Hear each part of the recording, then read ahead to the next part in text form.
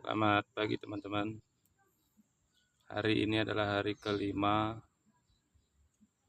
pupa saya berubah menjadi lalat. Tapi setelah melihat perkembangannya di kandang, ada sesuatu yang mungkin teman-teman bisa antisipasi karena ada sesuatu di dalam kandang hari ini yang saya lihat sebagai hama yang memakan beberapa lalat saya. Entah dari mana dia masuk, kita langsung cek ke kandang.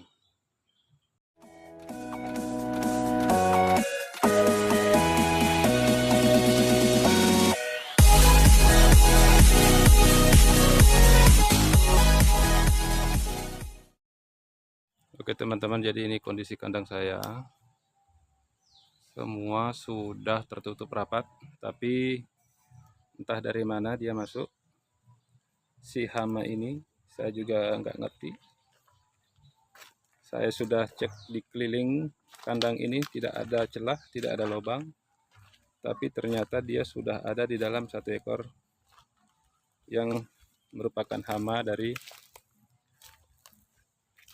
lalat BSF. Oke, kita jalan-jalan ke dalam kandang.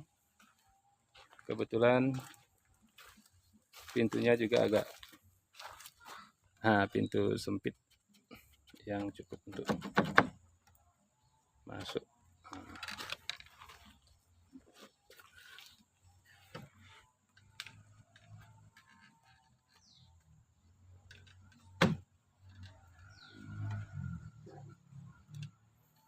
Jadi kondisinya seperti ini, banyak yang mati juga. Memang beberapa teman-teman pernah mengeluhkan di siklus kehidupan pertama lalat BSF, kita tidak bisa menghindari yang namanya kematian. Ini banyak yang mati. Nah itu hamanya kawan-kawan. Ada kadal di dalam kandang. Entah dari mana dia masuk, saya juga nggak ngerti. Proses evakuasi kadal yang ada di dalam kandang teman-teman, saya mengerti juga kadalnya dia masuk dari mana.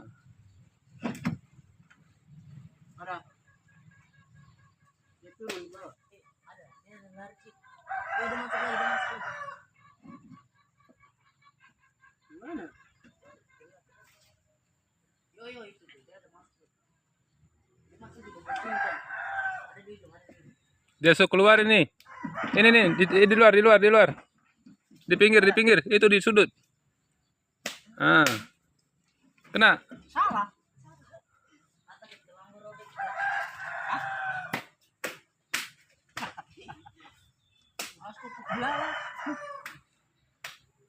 Oke teman-teman, jadi minta maaf, kadalnya harus dibunuh karena ya dia salah sendiri kenapa dia masuk di dalam kandang. Ini lalatnya sudah lumayan banyak. Jadi solusi untuk di siklus perkembangan pertama ini kan kita masih melihat banyak yang mati, banyak yang tidak mampu terbang di saat dia baru menetas. Itu menurut saya hal yang wajar, hal yang tidak bisa dipungkiri karena semua termasuk senior-senior mungkin merasakan hal seperti itu. Kita juga belum tahu penyebabnya apa, apakah kualitas pakan di saat dia masa menjadi ulat, kita juga nggak tahu.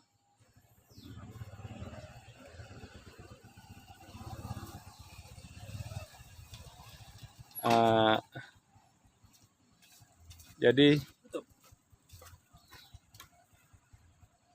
solusi untuk ini lalatnya sudah banyak. Solusi untuk kita tidak merasakan banyaknya yang mati di saat siklus kehidupan pertama itu, yaitu harus memperbanyak siklus kehidupan. Ini banyak yang mati teman-teman, banyak yang tidak mampu terbang di saat dia melepaskan diri dari cangkang, yaitu kita harus memperbanyak pupa.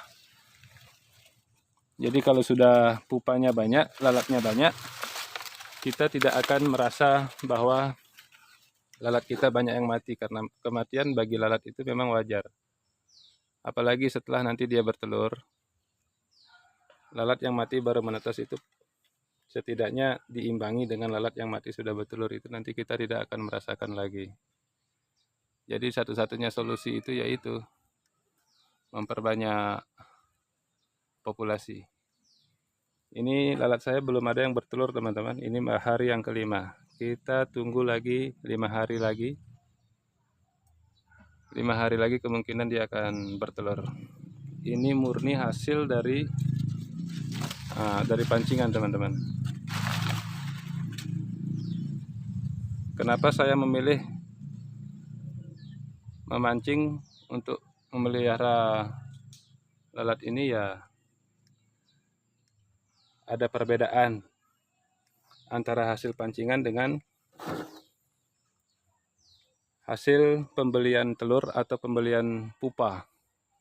Dimana kalau hasil pancingan ini populasinya masih tetap berjalan teman-teman. Selama 1 bulan proses pancingan saya, jadi stok pupa di kotak ini masih ada sekitar 2 kiloan, dan stok maggot yang belum migrasi juga banyak. Jadi produksinya masih berjalan. Sedangkan yang menetas juga sudah banyak. Nah, sedangkan kalau kita beli telur untuk bibit, ya paling siklus kehidupannya cuma 1 kali. Setelah menghasilkan telur, itu kita masih membutuhkan waktu untuk mengumpulkan hasil untuk perkembangannya. Jadi setidaknya itu perbedaan antara hasil pancingan dengan hasil bibit dari pembelian telur ataupun pupa. Jadi siklus kehidupannya itu mempunyai perbedaan tersendiri. Kebetulan juga saya berada di Jayapura, jadi di Jayapura khususnya di kota Jayapura ini belum ada yang namanya jual beli produk maggot. Sempat saya berpikir untuk beli di daerah Jawa atau Bali, tapi ongkos kirimnya 4 kali lipat teman-teman. Jadi setidaknya saya sudah berusaha untuk mancing dan hasilnya seperti ini. Nah, ini akan saya jadikan contoh di daerah Jayapura ini. Siapa tahu teman-teman di Jayapura ada yang minat dengan budidaya BSF ini, terutama yang mempunyai ternak unggas ataupun ternak ikan, karena maggot BSF ini sangat membantu bagi peternak unggas maupun peternak ikan untuk menekan biaya pakan. Maggot adalah sumber pakan alternatif yang mempunyai kadar protein tinggi,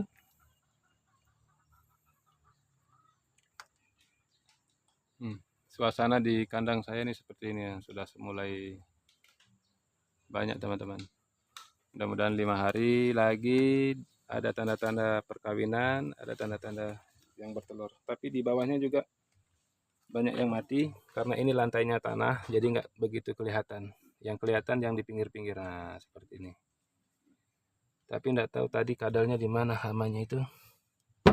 Saya juga nggak ngerti apakah dia masuk lewat mana. Padahal kandangnya sudah rapat, sudah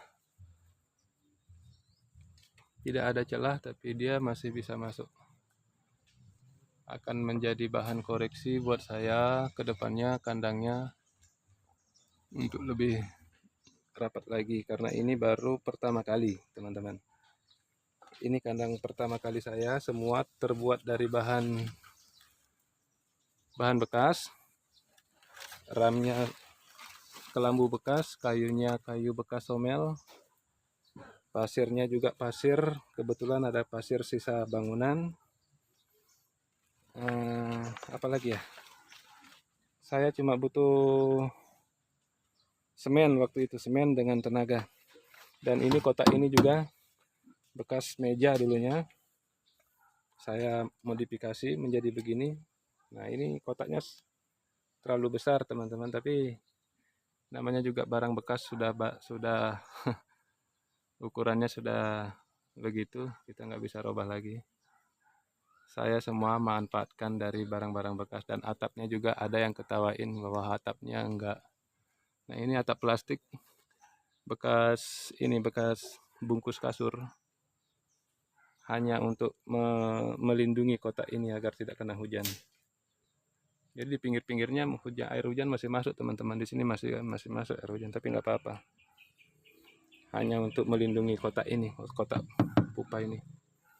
Oke, pintunya agak kecil karena pintu ini